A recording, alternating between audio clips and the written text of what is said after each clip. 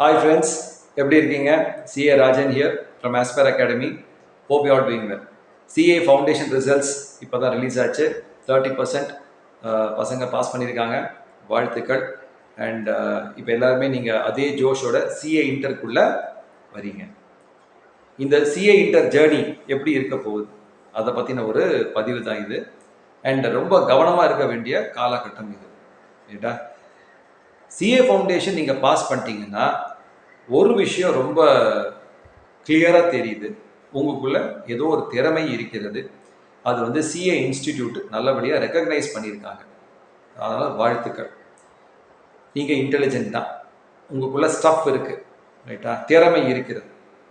ஆனால் ஸ்டாட்டிஸ்டிக்ஸ் என்ன சொல்லுதுன்னா, நிறைய பேர் CA ஃபவுண்டேஷன் பாஸ் பண்ண ஆட்கள் CA இன்டரில் ஃபெயில் ஆகிடுவாங்க.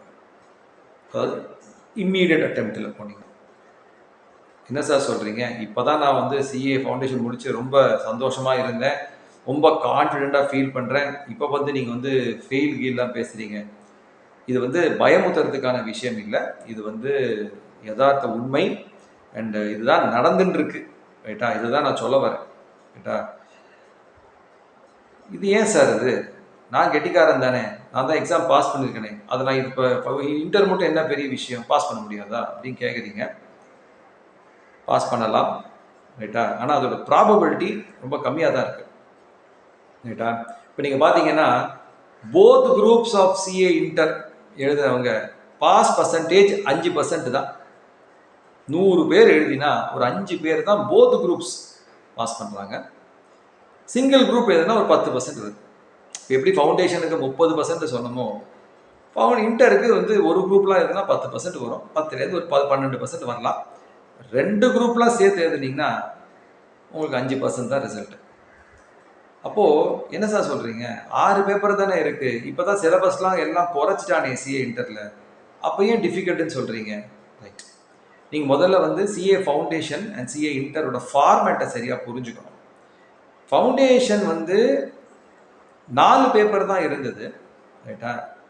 டைம் வந்து உங்களுக்கு கிட்டத்தட்ட 5.5 மாதம் இருந்தது. நீங்கள் வந்து மே மாதம் ரிசல்ட் வந்திருக்கும் +2, ஜூன்லேருந்து ஆரம்பிச்சிருப்பாங்க. ஒரு நவம்பர் எண்டு ஒரு டிசம்பர் 15th 5.5 months உங்களுக்கு கம்ப்ளீட் டைம் இருந்தது ப்ரிப்பேர் பண்ணுறதுக்கு. அண்ட் நிறைய போர்ஷன்ஸ் +2லேருந்து வரதுனால உங்களுக்கு ஓரளவுக்கு அக்கௌண்ட்ஸு, எக்கனாமிக்ஸ்லாம் ஃபெமிலியாரிட்டி இருந்தது. வெறும் இந்த மேத்தமேட்டிக்ஸும் லா தான் கொஞ்சம் புது சப்ஜெக்ட், மிச்செல்லாம் உங்களுக்கு ஓரளவுக்கு தெரிஞ்சது தான். அண்ட் 4 பேப்பருக்கு உங்களுக்கு வந்து கிட்டத்தட்ட ஒரு 5.5 மாதம் இருந்ததுனால, and if you are from CBSE பேக்ரவுண்டாக இருந்ததுன்னு வச்சுக்கோ, இதை கிளியர் பண்ணுறது ஈஸி, கொஞ்சம் சிரமம் இல்லாமல் பண்ணிடுவீங்க. ஆனால் இது அப்போ இன்டரில் அப்படி கிடையாது. 6 பேப்பர்னு சொன்னேன், உள்ள சப்ஜெக்ட் பார்க்கணும்ல.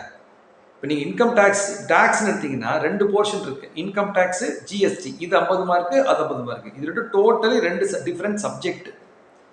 இந்த பக்கம் வந்தீங்கன்னா குரூப் 2ல் financial management, strategic management 50 mark. ஆனால் உள்ளே இருக்கிறது பேப்பர், ரெண்டு டிஃப்ரெண்ட் சப்ஜெக்ட். இது 2 கிளப் பண்ணி ஒரு பேப்பராக கொடுத்து வச்சிருக்காங்க. அக்கௌண்ட்ஸு சார், அக்கௌண்ட்ஸ் முன்னாலாம் அக்கௌண்ட்ஸ் 1, அக்கௌண்ட்ஸ் 2 இருந்தது, இப்போ என்ன வெறும் அக்கௌண்ட்ஸாக தான் இருக்குது, அட்வான்ஸ்டு அக்கௌண்ட்ஸாக இருக்குது. நானும் நம்பி அப்படி தான் உள்ளே போனேன் கிளாஸ்க்குள்ளே. ஏன்னா இதான் எனக்கும் ஃபஸ்ட் அட்டெம்ப்ட் கிளாஸ் எடுக்கிறப்ப உள்ளே போனால் தான் தெரியுது, வண்டியாக இருக்குது உள்ளே. பொதுவாக ஒரு சப்ஜெக்ட்டுக்கு நாங்கள் வைக்கிற கணக்கு 60 ஹவர் வைப்போம். இந்த அக்கௌண்ட்ஸ் பேப்பர் முடிக்கிறதுக்கே எனக்கு 120 ஹவர் ஆகிடுச்சு.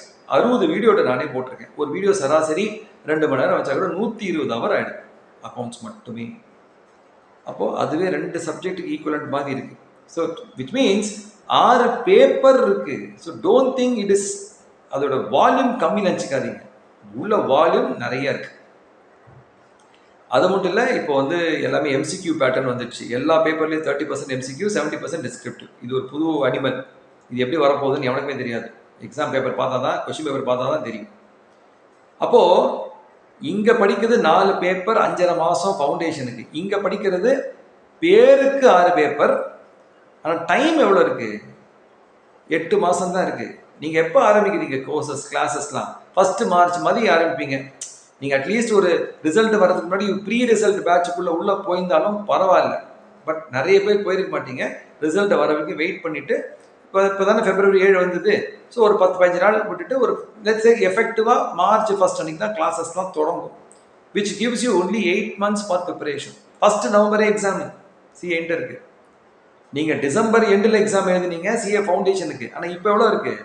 டைமே இல்லை, மாட்டினீங்க. ஸோ முதல் விஷயம், டைம் ரொம்ப கம்மி, பேப்பர் ஜாஸ்தி. அங்கே 4 பேப்பர், இங்கே 6 பேப்பர். 6 பேப்பர் இல்லை, கிட்டத்தட்ட 8 சப்ஜெக்ட் இருக்கு உள்ள. ஸோ வால்யூம் நிறைய இருக்குது சிஏ இன்டரில். இதை நீங்கள் முதல்ல புரிஞ்சுக்கணும். குறைச்சிருக்காங்க பேப்பரை, ஆனால் உள்ள கண்டென்ட் கொஞ்சம் ஜாஸ்தி ஆயிருக்கு சில ஏரியாஸில். புரியுதுங்களா? அது ஒரு major issue. Time available for preparation is less. ரைட்டா?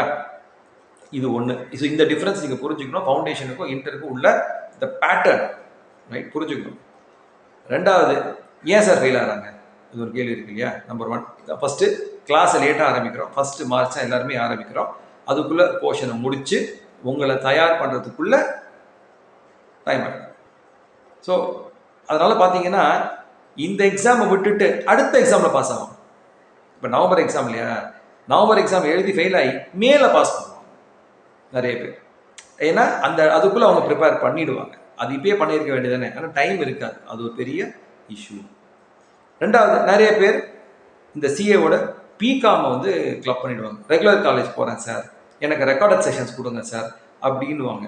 இந்த பிகாம் போகிறது தப்பு சொல்ல வரல, ஃபவுண்டேஷன் வரைக்கும் சமாளிச்சிடலாம். இன்டர்லேருந்து கொஞ்சம் கஷ்டமாக இருக்கும். ஏன்னா நீங்கள் பிகாமுக்கும் படிக்க வேண்டியிருக்கும், காலேஜுக்கு போக வேண்டியிருக்கும், அட்டெண்டன்ஸ் இருக்கும், அசைன்மெண்ட் இருக்கும், ப்ராஜெக்ட் இருக்கும், அதுக்குன்னு போய் உட்கார வேண்டியிருக்கு இல்லையா? அந்த டைம்லாம் நீங்கள் சிஏக்கு போட்டிருந்தீங்கன்னா நிறைய பாஸ் பண்ணுறதுக்கு வாய்ப்புகள் ஜாஸ்தி. Probability of passing is greater. அதை நம்ம பண்ணுறது இல்லை. ஸோ காலேஜை சேர்த்து விட்டாங்க. அப்போ காலேஜோட சிஏ பண்ணுறப்ப இட் இஸ் டிஃபிகல்ட். அப்போது நீங்கள் என்ன பண்ணணும்? உங்கள் பேஸ் இன் சிஏவை கம்மி பண்ணிக்கலாம். அதாவது நீங்கள் ஒவ்வொரு குரூப்பாக போகலாம். அவசரப்பட்டு 2 குரூப்பாக போகாமல் ஒரு குரூப்பாக போனால் வாய்ப்புகள் இருக்கிறது பாஸ் பண்ணுறதுக்கு. ஸோ இதெல்லாமே ஸ்ட்ராட்டஜி மிஸ்டேக்ஸ். நான் சொல்கிறேன், ஃபவுண்டேஷன் பாஸ் பண்ணியிருக்கேன், எனக்கு அறிவு இருக்குது, புத்திசாலித்தனம் இருக்குது, இன்டெலிஜென்ஸ் இருக்குது, ஆனாலும் சிஏ இன்டரில் ஃபெயில் ஆகிறேன். ஏன்னா இந்த மாதிரி நம்ம கிளாஸை சரியாக டைம் பண்ணுறது இல்லை, சரியான டைமில் போர்ஷன்ஸை முடிக்கிறது இல்லை, ரிவிஷன் பண்ணுறது இல்லை. அது மட்டும் இல்லாமல் இந்த மாதிரி சிஏவோட பிகாம் மாதிரி சில விஷயங்களை வந்து சேர்த்து வச்சுருக்கிறதுனால நம்மளால் அந்த சிஏல முழு மூச்சாக நம்மளால் ஃபோக்கஸ் அண்ட் கான்சென்ட்ரேஷன் பண்ண முடியவில்லை. இதுதான் மெயின் ரீசன். அப்போ நீங்கள் வந்து நல்ல வேலை இப்போ வந்து ஆர்டிகல்ஷிப் இல்லை. முன்னாடிலாம் வேறு மாதிரி இருந்தது. 3 இயர்ஸ் ஆர்டிகல்ஸ் இருந்தது. அப்போது பிகாம் முடிச்சுட்டு வரானா அவன் அப்படியே டைரக்ட் என்ட்ரி படிச்சுட்டே வேலைக்கு போகணும். அதெல்லாம் ரொம்ப கஷ்டம் இல்லையா? இப்போ அதெல்லாம் இல்லை. 2 இயர்ஸ் ஆர்டிகல்ஷிப் தான். இப்போ இன்டர் முடிக்கிற வரைக்கும் நீங்கள் ஆர்டிகல்ஸ் போக வேண்டாம். ஸோ அந்த பிரச்சனை இப்போ இல்லை. ஆனால் அந்த காலேஜ் படித்து நிறைய பேர் பண்ணுறாங்க பாருங்கள், அது கொஞ்சம் கவனமாக இருக்க வேண்டிய ஒரு சிஸ்டம் அது. அந்த சிஸ்டம் அவ்வளோ சக்ஸஸ்ஃபுல்லான சிஸ்டம் இல்லை நான் பார்த்த வரைக்கும். Okay, so full time CA பண்ணுறவங்க, சிஏ ஃபவுண்டேஷன் முடிச்சுட்டு ஃபுல் டைமாக சிஏ இன்டர் பண்ணுறவங்க கரெக்டான டைமில் கிளாஸை சேர்ந்து கரெக்டான டைமில் போர்ஷன்ஸை முடித்து சிஸ்டமேட்டிக்காக ரிவைஸ் பண்ணி உங்கள் குவாலிட்டியை, நீங்கள் எப்படிப்பட்ட ஆள், நல்ல ஒரு திறமையான ஆளாக இருந்தால் நீங்கள் 2 குரூப் எழுதலாம். ஆவரேஜாக தான் படிச்சிருக்கீங்கன்னா ஒரு குரூப் எழுதுறது சிறந்தது. இதெல்லாம் அந்த கைடன்ஸோடு நீங்கள் வந்து கொஞ்சம் எக்ஸாமுக்கு ப்ரிப்பேர் பண்ணிங்கன்னா நல்லா இருக்கும். ஏன்னா கிளாஸ் அட்டன் பண்ணால் மட்டும் இந்த கோர்ஸை பாஸ் பண்ணிடவே முடியாது. Let me be very very clear on this. ரைட்டா? கிளாஸ்ன்றது ஒரு 25 to 30% தான் ரொம்ப முக்கியம். அது இல்லாமல் நடக்காது. ஏன்னா அந்த கான்செப்சுவல் கிளாரிட்டி தரணும். ஏன் பண்ணுறோம், எதுக்கு பண்ணுறோம், அதுக்குன்னு யாராவது சொல்லித்தர ஒரு வாத்தியார் வேணும்.